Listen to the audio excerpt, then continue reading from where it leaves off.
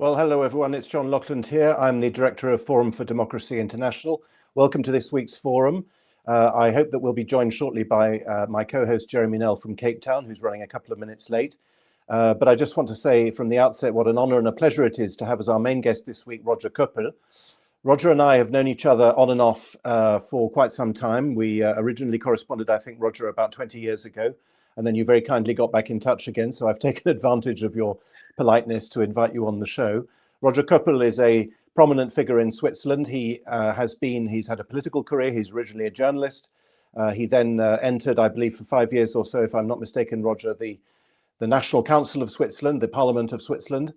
And now he is not just a journalist, but a press baron, let's say. He owns one of the certainly one of the most well-known Swiss media outlets, Weltwoche, the world in the week, or I'm not quite sure how to translate it into English.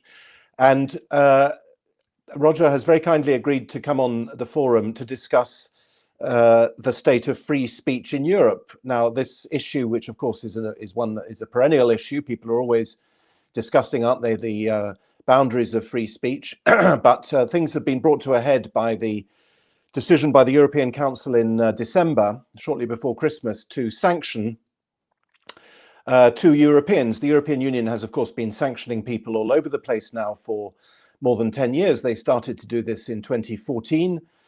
They then introduced a worldwide sanctioning mechanism in 2020, and then a second one for Russia, the 2014 one having been for Russia, a second one for Russia in 2024.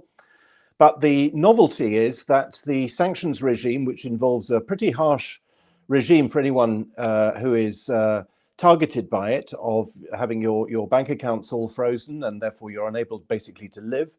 This regime was targeted in the latest round of sanctions against two Europeans, one of whom who lives in the European Union, but who is a Swiss citizen, Jacques Beau, former Swiss Army colonel. And the other, a man who happens to be a very old friend of mine and whom I like enormously, Xavier Moreau, who is a Frenchman who lives in Moscow. I've got lots to say about this subject. I've given lectures on democracy in the media, so I would like to put in my pennyworth. But Roger, let's start with you. Give us the Swiss perspective. Many people understand that this is an outrageous attack on free speech. Does it have a particular piquancy for you as a Swiss citizen, given that this is a European Union sanction being targeted against someone who's not a European Union citizen? Roger Köppel. Yeah, well, first of all, hello to John. We haven't really met for a long time. And you were right, 20 years ago, almost 20 years, I was inspired by your book, The Tainted Source. And Thank you. At that time, I was editor-in-chief of Die Welt in Berlin. And yeah, that was highly interesting. And this is where we got started. And yeah, in the parliament, it was for 8 years. I stepped down and to focus more on my entrepreneurial work. But it's like in The Godfather Part 3, every time you want to get out, they pull you back into this. You can check in, but you can't politics. check out. Yeah. Well, the case of Jacques Beau is actually very shocking for me as a Swiss, because in Switzerland, of course, like in England and in every regular democracy, if you have an opinion you don't like, you have to counter this opinion with arguments. You don't cancel it or you don't sanction an opinion. This is the major crime of this Swiss citizen, whether he's a colonel or not, doesn't matter. I mean, even if he was just a simple Swiss citizen living in Brussels, I mean, he's sanctioned, he's put on this list of war criminals, etc., just because he says something that the people in the European Union do not like. I mean, in Brussels, they do not like it. And this reminded me, I read the book again in over the Christmas holiday. It reminded me actually of Friedrich Schiller's book about Wilhelm Tell, when the landlord from the Habsburgs, he was in Switzerland, central Switzerland, and then they put up a pole with the hat, and every Swiss had to bow in front of the hat. And this is exactly what's happening in the European Union. They're trying to enforce in a very despotic, autocratic way certain standards of thinking, of speaking, and we have to bow. But in Switzerland's case, it's an additional thing, because they turned the hat around, because the Swiss are also supposed to pay into this hat and to throw in their money. So the case is outrageous. What strikes me as a Swiss particularly, but now it's changing slightly, was the silence of our authorities. Yes. They have surely been notified in advance. They didn't do anything. I mean, the former colleagues, the diplomatic colleagues, didn't warn Jacques Beau, which is truly amazing. But now I have just heard that our mission chief in Brussels, Ambassador Rita Adam, has officially protested in Brussels. I mean, after all these weeks. So it's also a shame for official Switzerland, which I do not say lightly in an international program. I believe the Neue Zürcher Zeitung carried an article confirming what you've said, which is that they knew some week, like a week or 10 days in advance, that, or at least, they knew in advance. I don't know how long in advance, but they did know in advance. And then they didn't make any attempt to contact him for 10 days after the announcement. Yeah, and it's interesting if you look at the particular EU laws and the EU guidelines concerning these sanctions. Even the EU would have been supposed to notify, to tell Jacques Beau in advance and give him the opportunity to say something. I asked him, and he said that he was never contacted, neither by the EU, neither by Switzerland. And here we are speaking about the man who was like for years, for decades, he was in the he was in the Swiss foreign department. He was for the military intelligence. He worked for UN. He worked for NATO, Partnership for Peace. But still, I mean, even if he was just a simple Swiss citizen without any official position, it's outrageous, and it shows an abyss of autocratic behavior and how deep the EU is now in this war mode. They only know foe or friend, enemy or friend. They cannot differentiate. If you come up with a neutral opinion, if you try to listen to both sides, for example, in the Ukraine war, this is a thought crime or a think crime or whatever you call it in the European Union. It's terrible. Yeah. Well, you mentioned England. You said like in England, as in any country. Unfortunately, I'm based in Paris. I'm speaking to you from Paris now, but where I live. But England, unfortunately, has in fact, as in many things, England, I'm afraid, is ahead, because England, more than a year ago, imposed its own UK sanctions, which are essentially the same as the European Union ones, and which, of course, the UK was associated with before 2020. It imposed its own British sanctions on a British citizen living in the Donbass. There was some English bloke who I think probably married a Ukrainian girl or something and went to the Donbass, a fellow called Graham Phillips. And he was he started to make videos explaining the Donbass position, if you like, the pro-Russian position, and he was sanctioned. And I'm sorry to tell you that he took the case to court in Britain. He got a lawyer to work for him pro bono, and the lawyer who doesn't agree with him on Russia did it on for principled reasons, a barrister, and he lost. So the British courts have upheld, in their wisdom, the right now of the executive to impose punishment, because that's what a sanction is, on citizens without trial and, of course, without any right of defense. And that's the case with these EU sanctions. And I've seen you, Roger, I've seen you in videos, some of them in German, making this point very clearly. That's what is so shocking about this whole business, that, as you say, there's no you're not even threatened, if you like, in advance. You're not warned in advance. You're simply, the sanctions are simply announced. One last point. I mean, I've got lots of other things to say, as I'm sure you have as well, but I just wanted to put it on record and remind people that the French foreign minister, when he went into the council meeting on the, I think it was the 15th of December, he said to the cameras in what they call a doorstep, he said, on the initiative of France, we are going to be sanctioning these two people, Xavier Moreau and Jacques Beau. So this was a specifically French initiative. Why? Because, of course, Jacques Beau is multilingual. He speaks very good English. He speaks pretty good German, pretty effectively fluent German. But of course, his native language is French, and therefore he is present in the French language Raum, in the French space, French francophone space. And it's pretty shocking, as I say, to hear a minister boasting of the fact that he, minister, member of the executive, had taken this initiative. Yeah, absolutely. And it shows again nothing new under the sun. Democracy, free speech, you can never take it for granted. It has always to be defended because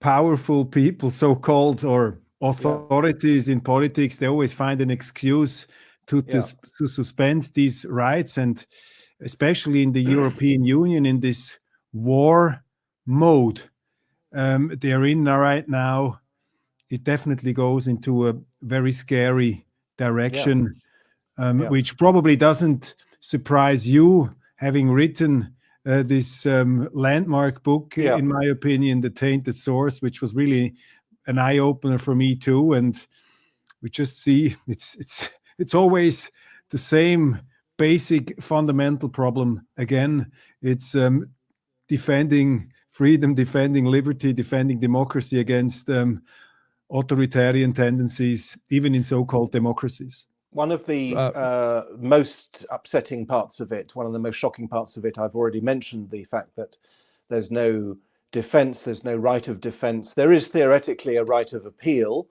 So once the punishment has been imposed, you can write to the European Council and ask them to lift the sanctions. And ultimately that appeal can go to the European Court of Justice.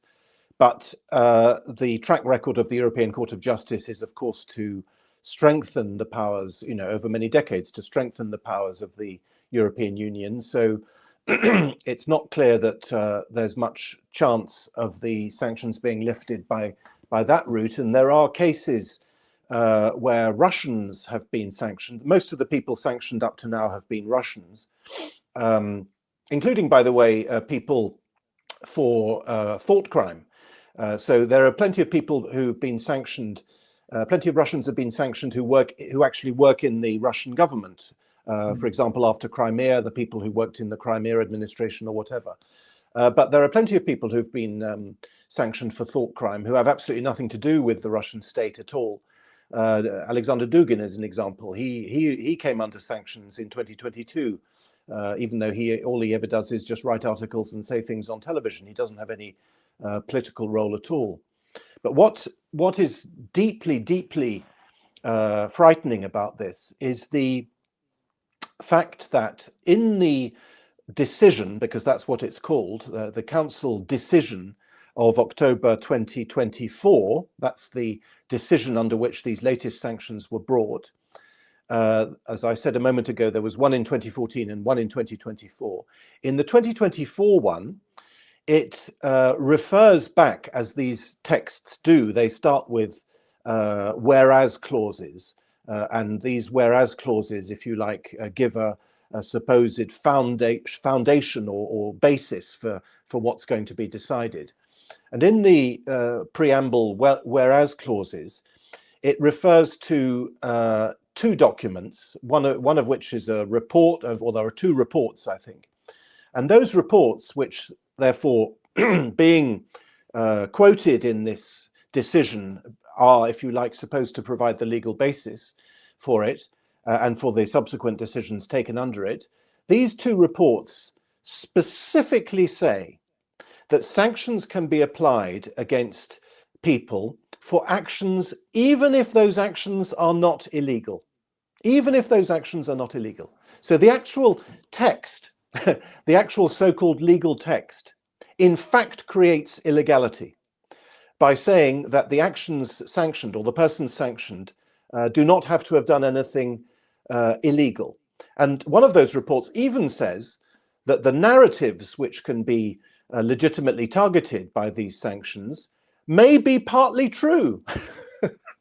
So you don't even have to say something untrue to be in the sanctions. You can Totally. be sanctioned only for, Roger mentioned a moment ago, friend or foe.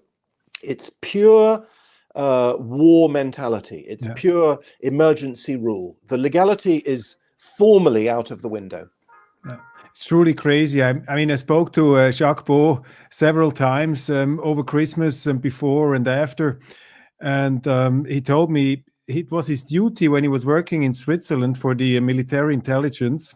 He was a Cold Warrior, and it was like his duty to observe the Russian propaganda.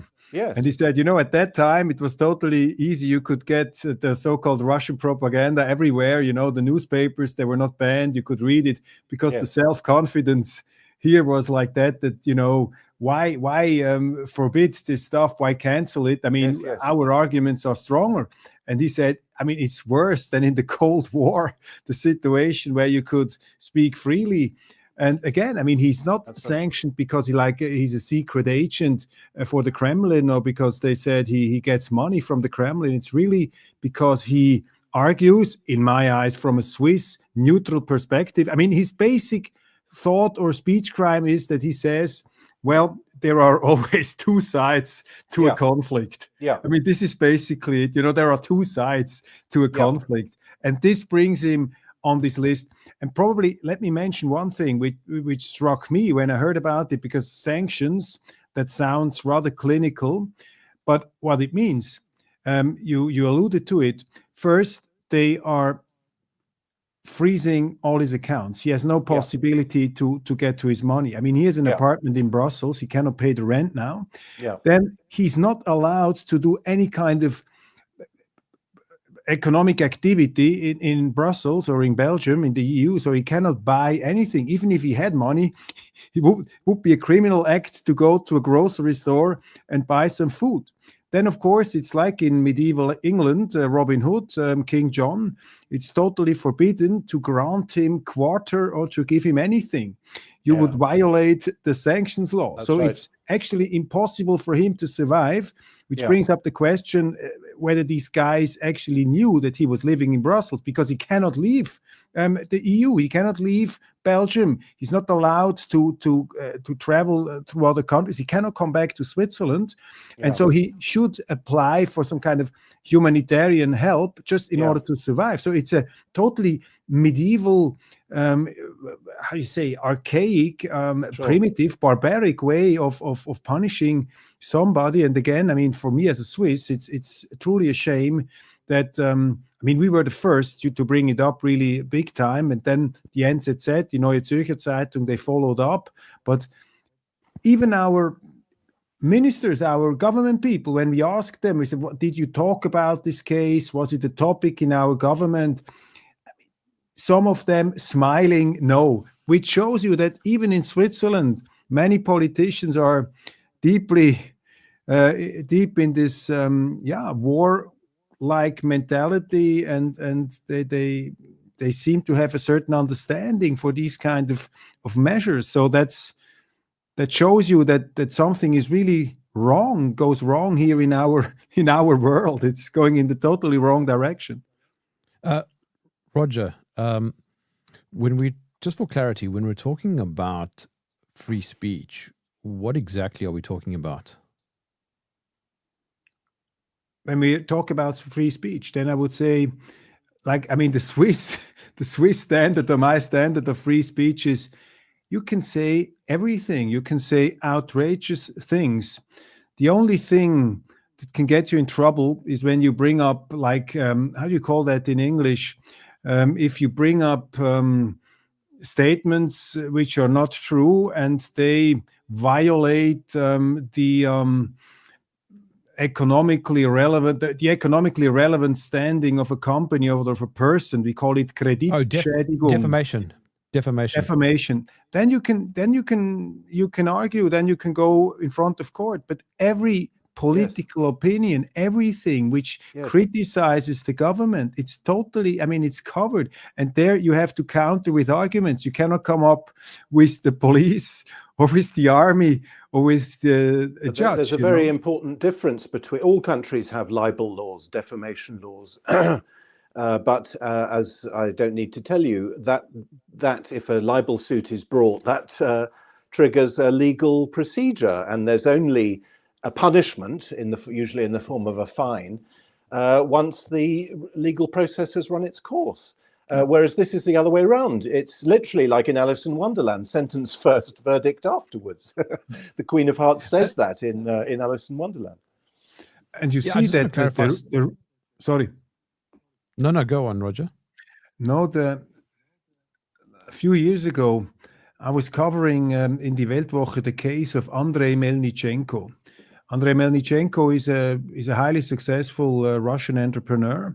He's originally from Belarus and has Ukrainian ancestors. And at the time of the downfall of the Soviet Union, he was a student in Moscow. They built up a company, and this emerged into an empire. He's like he won many prizes. A very successful businessman in the second wave, you could say, of the so-called oligarchs. But he wouldn't consider himself an oligarch because he says, "I was never assisted by the government." And he lived in England after the year 2000, and then in Switzerland. His kids were going to school. He was married to a woman from his wife is from Croatia. And he was, because he has some production sites in Russia, he's in the board of the industrial board of Russia. And because of that, he was sanctioned by the European Union, not by the United States.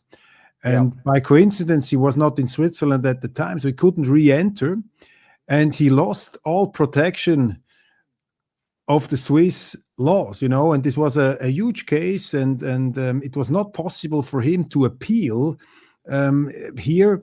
And he said, where is the rule of law? I mean, I'm a taxpayer in this country, and I mean, you can bring up this example, and again, the basis, the grounds on what these decisions are taken, in my eyes, I'm not, I didn't study law, but it's a clear violation of everything that I would consider a rule-based or rule of law-based order.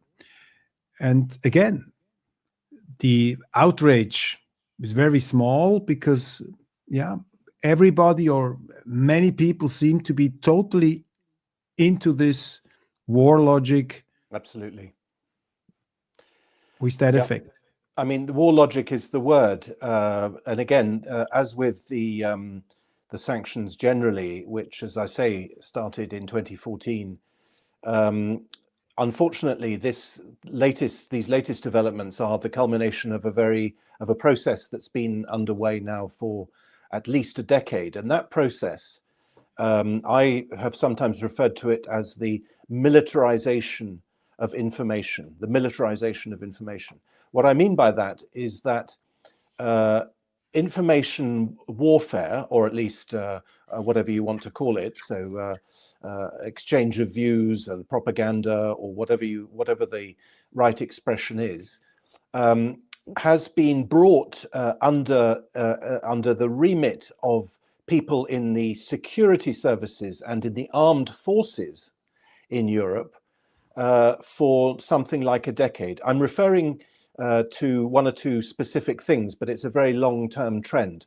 One of the specific things I'm referring to is a debate in, I think, 2016, so nearly 10 years ago now, in the European Parliament on propaganda and counter-propaganda or strategic communication. And of course, Russia was the main subject of discussion.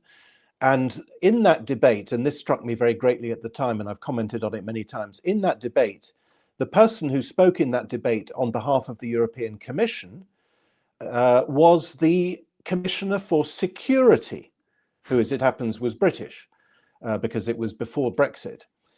Now, this is a very striking thing, because if you're having an argument, if you're having a debate about propaganda or strategic communication or whatever, there is, of course, a Directorate General within the Commission for Communication. If someone says the European Commission stinks and its people are unelected and they're all a bunch of bureaucrats, there is a Strategic Communication Directorate General, which, normally speaking, should counteract that negative communication. Instead, they put the Security Commissioner into play, as if information or argument or discussion or whatever you want to call it was a security threat. And we had it again during COVID, because during COVID in Britain, and it may have been the case in other countries, the British Army deployed its PSYOPs regiment, Brigade 77, very early on in COVID, in order to counteract what it called COVID disinformation. This was the British Army engaging in PSYOPs and in surveillance and in espionage in order to counteract so-called disinformation. The army. So that's why I use the word militarization. It's not a metaphor. It's not an exaggeration. Literally, the battle of ideas, and perhaps the word battle is appropriate here. The battle of ideas has been subsumed now for a very long time under, as I say, the aegis of the security services and the armed forces. And that's why in those documents I referred to a few minutes ago, those two reports that are invoked by the European Council, that's why those reports refer to everything as hybrid warfare. They say hybrid warfare. One of them says hybrid warfare is in a grey zone between the acceptable and the unacceptable, and between the legal and the illegal. But there isn't a grey zone between the legal and the illegal. Something's either legal or it's illegal. There's no such thing as a grey zone between legal and illegal. But these concepts that have become, as I say, deeply embedded now in people's thinking, the concept of hybrid warfare is a big, big idea now, which has totally taken hold of people's minds in all of European and in all the NATO countries and the associated countries, and I include, by the way, Switzerland in that. This notion of hybrid warfare, where they say, sorry, I'll finish, where they say that the distinction between war and peace no longer exists. And this is a terrifying statement, because what it in fact means is that we're in a state of permanent war. Go ahead. It's also a symptom that the European Union seems to be an essentially undemocratic institution. And just to make a little side remark, I mean, from a Swiss perspective, I could argue, well, okay, the European Union is preparing for war against Russia. They consider themselves to be really in a war against the nuclear superpower. So they are partially excused. I mean, you understand me correctly. You know, they're like in this, I think, wrong mode of thinking, but still they're in that. So okay, they're excused. But in Switzerland, that we start to not to adapt to these ways of thinking, but that our authorities are somehow collaborating or not protesting against it. This is much more alarming for me. But again, I mean, the substantial observation here is Switzerland is thinking about signing institutional contracts with the European Union, which means getting closer institutionally to the European Union. And here you see that the institutions of the EU are violating essential democratic rights, and free speech, of course, is like a pillar of democracy. It's a conditio sine qua non, and this is the direction it is going. You mentioned COVID. We could say, look at Germany. They're trying to ban the largest party, probably, opposition. People who say they call, well, he's a knucklehead minister, that they risk that they get the visit from the police. So this is not just a phenomenon of Brussels, but it seems to be like poisoning all the member states as well. You mentioned Great Britain. And this is something which is alarming. I think, being an optimist, that of course this opens the eyes of many people, and these are also stress symptoms by a political elite which is so off rails. It's overwhelmed. So that's the only way they think they somehow can stay in power, but the landscape is already changing. But it's still, I mean, it's amazing. I mean, even in France, I mean, you whether like Marine Le Pen or not, but you know, they're in front of a court. You had in Romania, they canceled the elections. I mean, what's happening? What's happening in the European Union? Yeah, absolutely. I think something that I wonder from the bottom tip of the African continent, so I'm an onlooker in many respects. But why? What is the end game?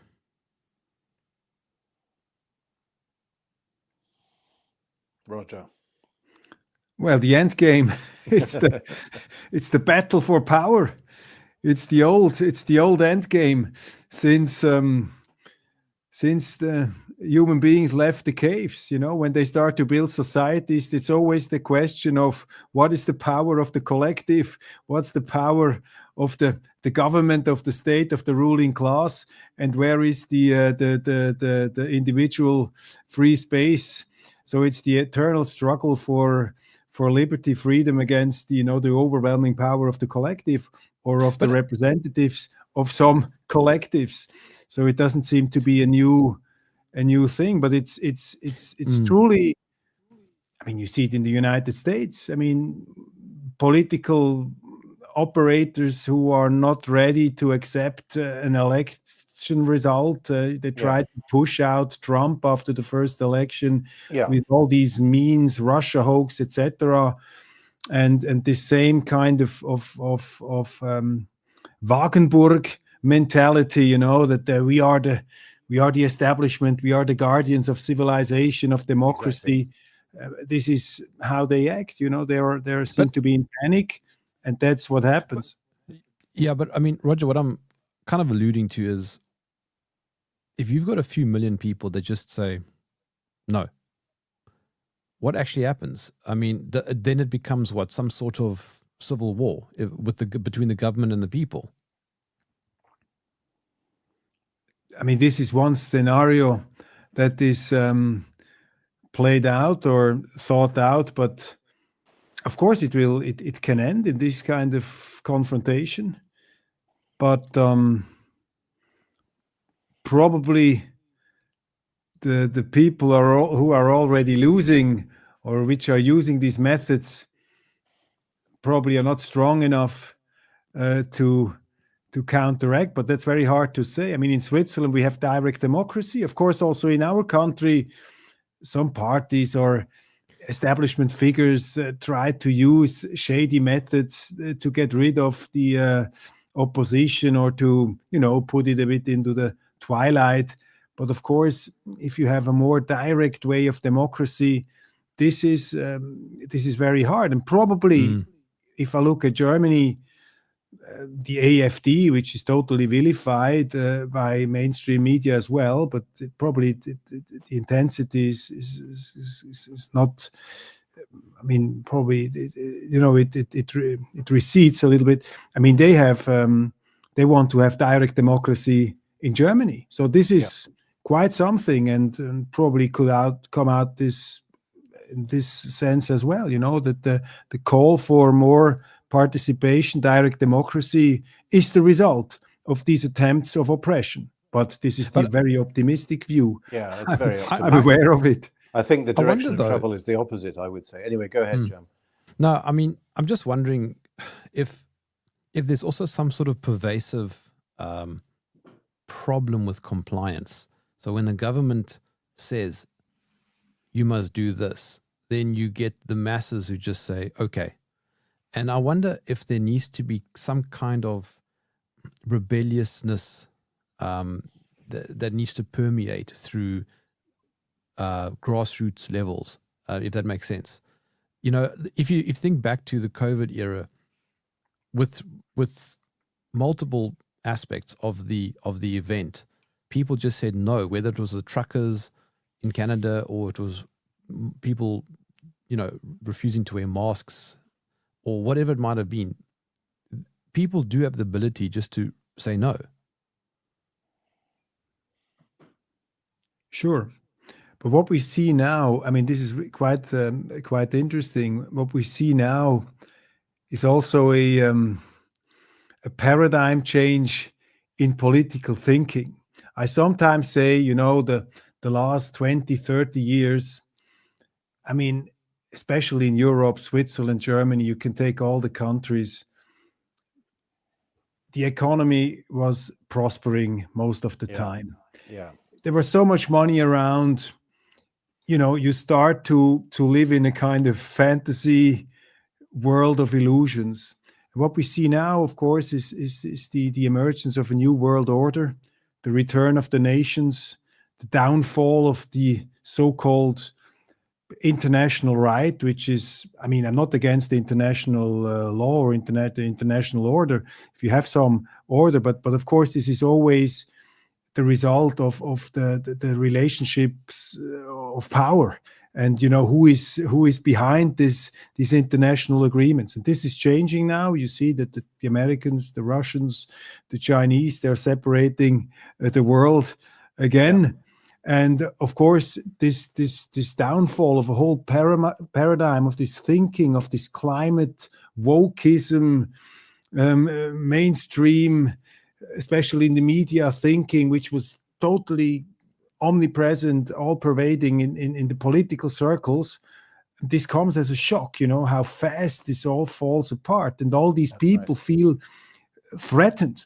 And with the war in Russia, it's interesting. I mean, of course, many people are outraged that the Russians just went into Ukraine. That's also a violation of international law, and you cannot sympathize with that. But on the other hand, in politics, you shouldn't be governed by emotion. And even in Switzerland, it was very interesting to see that our government started to relativize neutrality. They said, well, with Russia, you can't be totally neutral because this would be the support of the aggressor.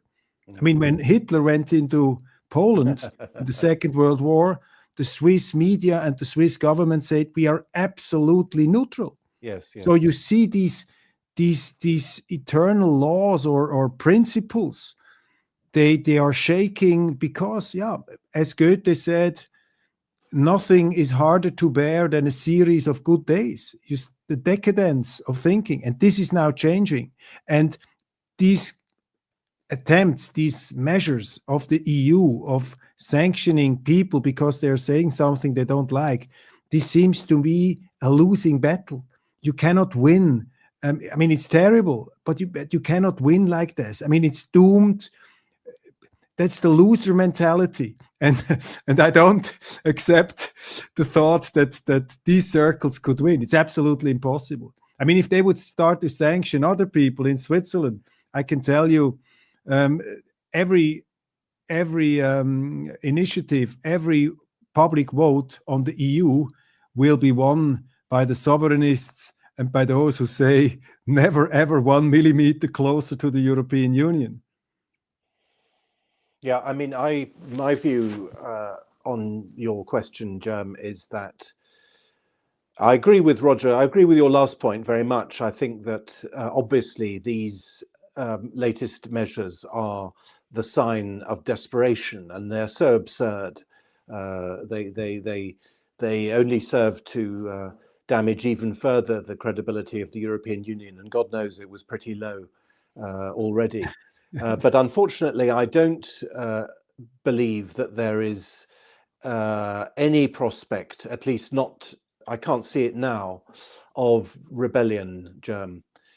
Instead, I see the opposite. I see, we saw it in COVID. We saw, far from there being rebellion, we saw the horrible prospect of the majority joining in with the measures and vilifying and demonizing and so on those who didn't. There was a lot of hatred against the anti-vaxxers, for example, in Britain and in France, where I live. The President of the Republic said he wanted to piss off the vaccine skeptics, emmerder les anti-vax. Emmerder means to annoy or to piss off. So he actually stated that, as it were, as government policy. And it worked. You know, we can't say there was any mass disobedience, any civil disobedience.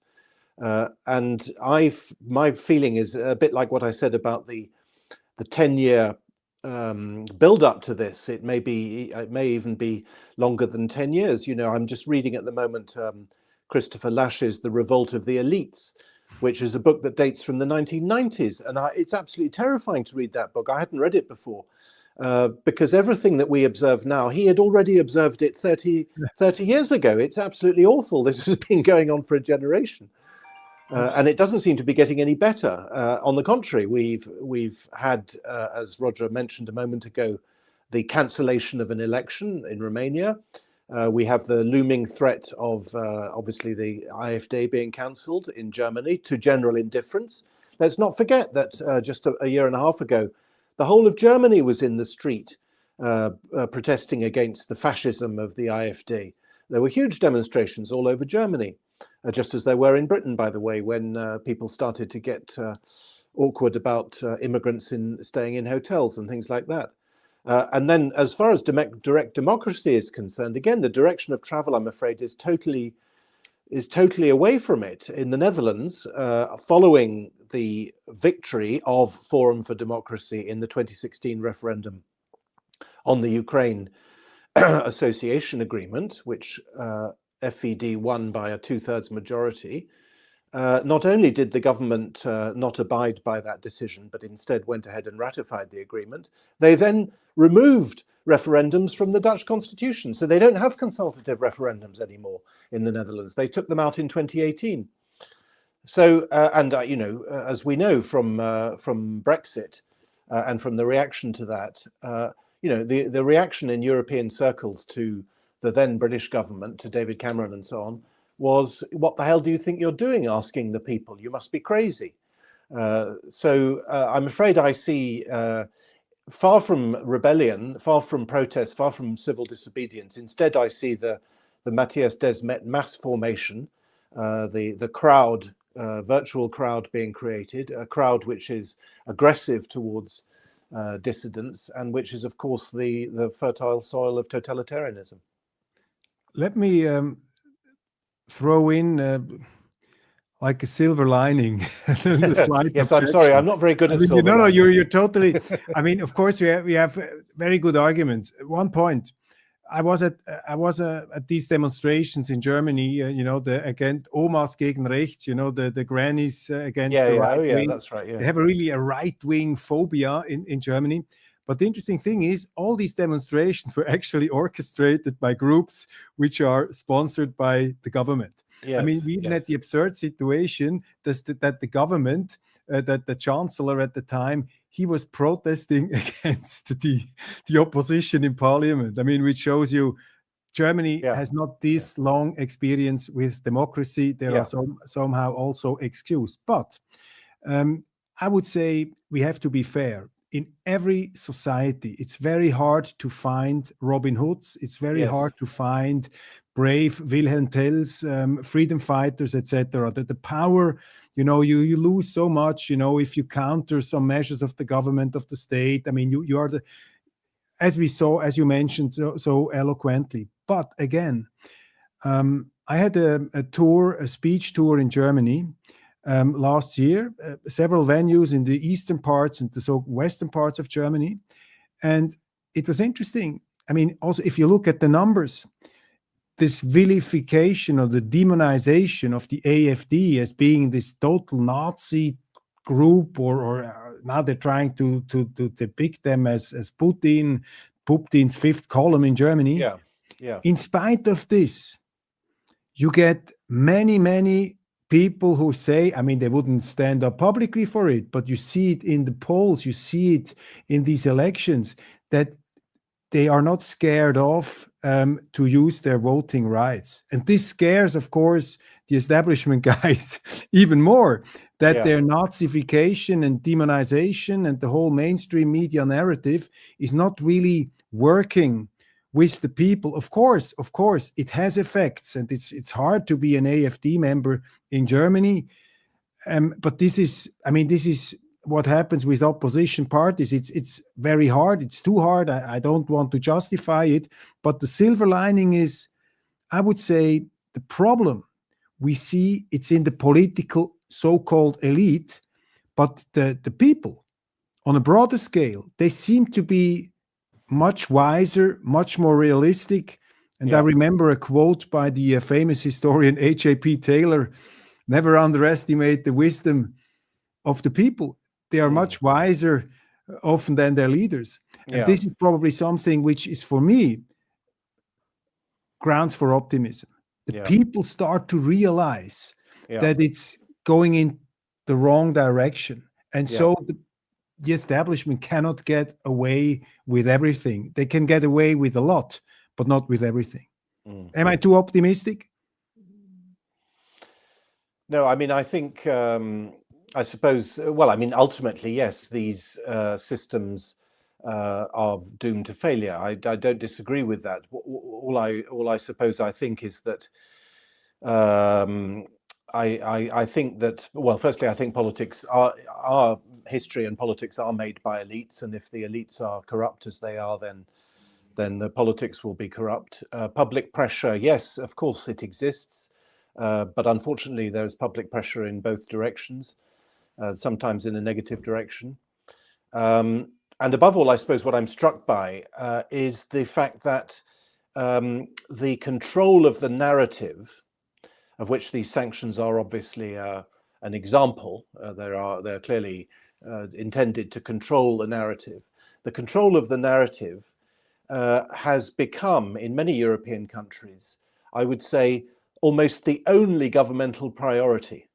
They devote all their efforts to it, and almost to nothing in the real world. And the more real problems they have, the more they focus on this kind of narrative control. Exactly.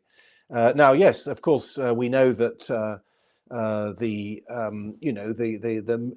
means for narrative control are limited, but on the other hand, they've still got instruments in their toolbox. After all, they've been threatening X. Britain has threatened X. The European Union is fining X. We're on X now. We're live now. Maybe in 2, 3, 5, 6 months' time, X will have been closed down. It's not impossible. The British government ministers have been talking about it openly for the United Kingdom. The Digital Services Act obviously intends to do at least to control X, if not actually to close it down. So unfortunately, I think the system also has a lot of life left in it, unfortunately. It may be on its last legs, or at least in its sort of agony phase from our perspective, but I'm afraid it's still, the empire can still strike back. And the absurdity is that the United States, in their security strategy, they say, well, we are now the chief of the Western Hemisphere. And if there are developments which we don't like in single countries, we reserve the right to intervene.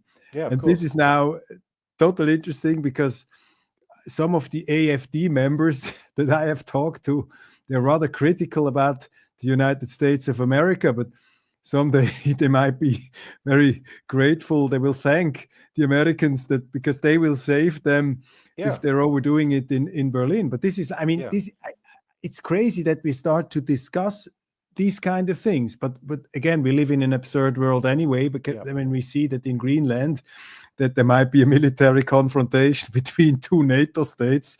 So we see really it's the comeback of the national interest, which is stronger than all these international rules. But again, I mean, probably there will be one day that the Americans have to force the Europeans again to leave these authoritarian, and some people even say some kind of crypto-fascistic, developments that we see. I mean, I'm always a bit reluctant in drawing these kind of parallels, but again, I mean, the authoritarianism is I mean, we've discussed it. It's there. But what do you think? Will the Americans, with Mr. Trump, President Trump, will he send his cavalry? I don't think it can be ruled out. I mean, I know it's part of the Trump method to, make totally outrageous statements and demands and then to settle for half, which is already far more than you would have had in the first place. Yeah. I have to say that I think that Trump, as you've said, Roger, he's pursuing national interest and he has a sensitive antenna for weakness. He knows when people are weak. Denmark can't defend Greenland. Denmark has given all its military equipment to Ukraine. And more importantly, Europe cannot even contemplate any kind of military resistance to America, not just because Europe doesn't have the men, which it doesn't, but also because we've been in NATO now for however long it is NATO has existed, 75 years. And that's a very long time. And over those decades, good God, how many army officers in France, in Italy, in Germany, in Britain are essentially NATO officers? How many of them are essentially American agents? Mm.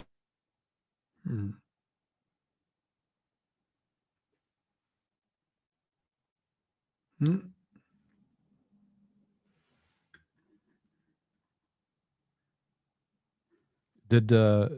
Is it me or did John freeze? Yeah, John is freezing at the moment. Yeah, he's definitely frozen. Yeah, Right in the middle of his sentence. that's true. So we have to continue.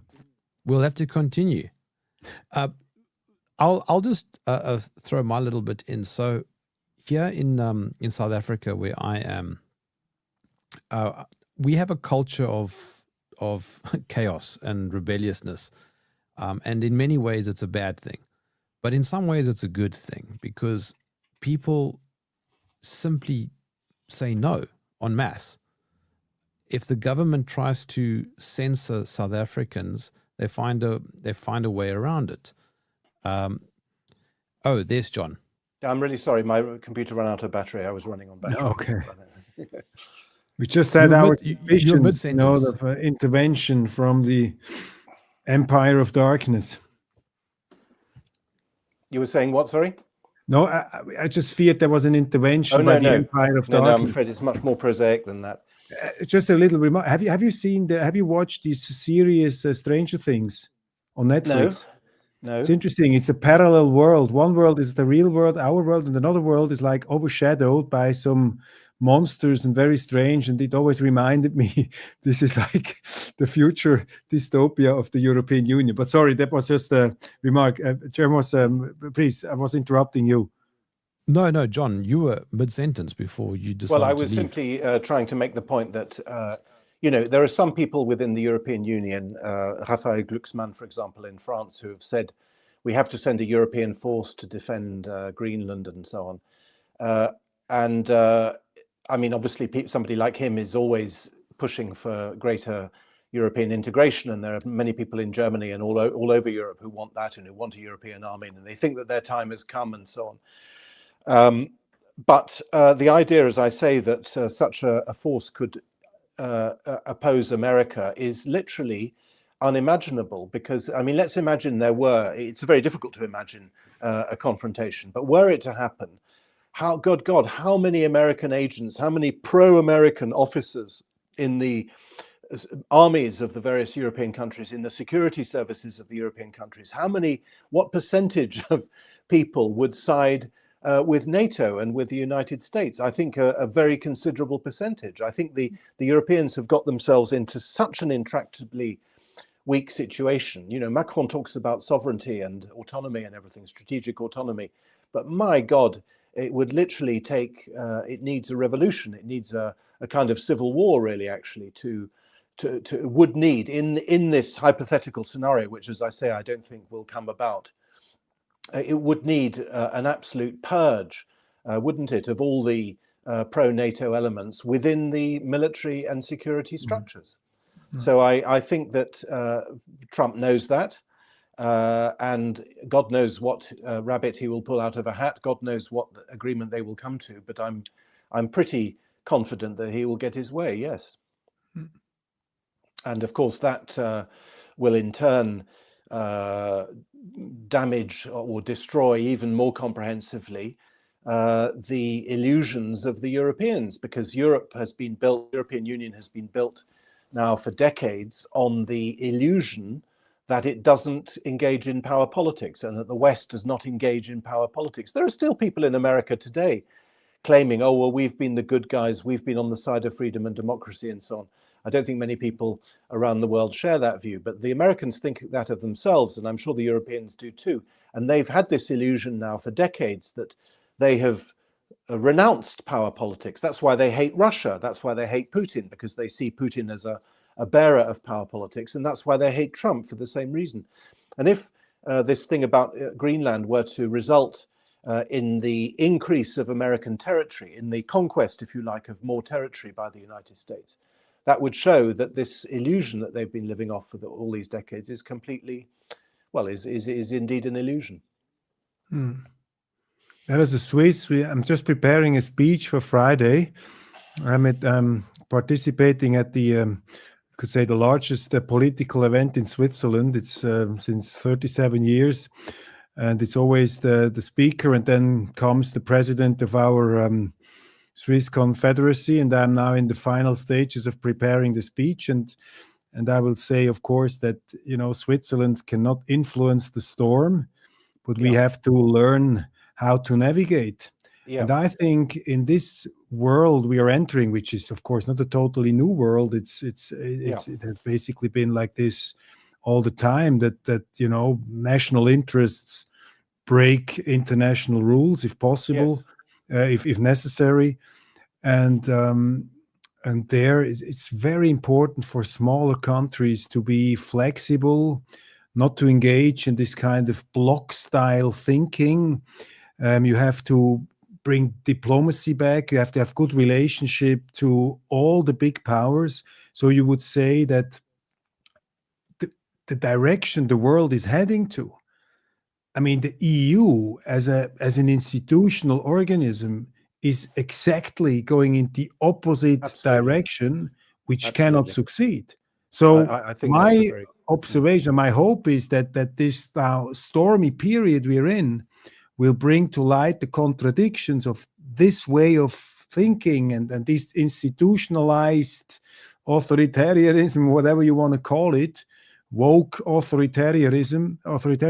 It will bring it to light, and at the end of the day, it will be a better situation. But the EU in its current form cannot survive, in my eyes. But how long it will survive, that's open. I very strongly agree with that sentiment, and I think we've seen the proof of that only last week on the 6th of January, when there was a meeting of what they call the Coalition of the Willing here in Paris, and 35 states attended it. And of those 35 states, only 2 agreed to send troops into Ukraine in the event of a ceasefire.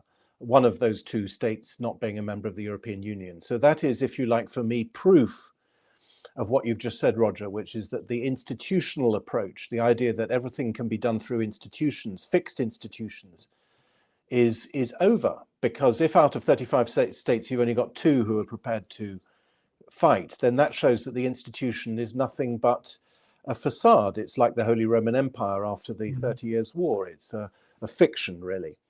And I suppose let's finish on that note, that slight optimistic note. I mean, I tend to think that every silver lining has a cloud, but you obviously think every cloud has a silver lining, Roger. So we'll see in due course which of us is right.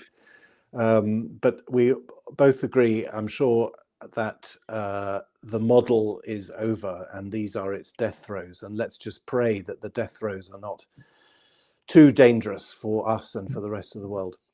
Roger Köppel, thank you so much. I really appreciate you giving us your time. It's been a great pleasure to have you on the show. Thank you very much for the invitation. Please excuse my English was a bit rusty. I had to speak more French recently, so I we didn't notice. Into the habit again. We didn't notice. Thank you so much, Roger. All the best. Thank you. You too. Bye. All the best. Bye.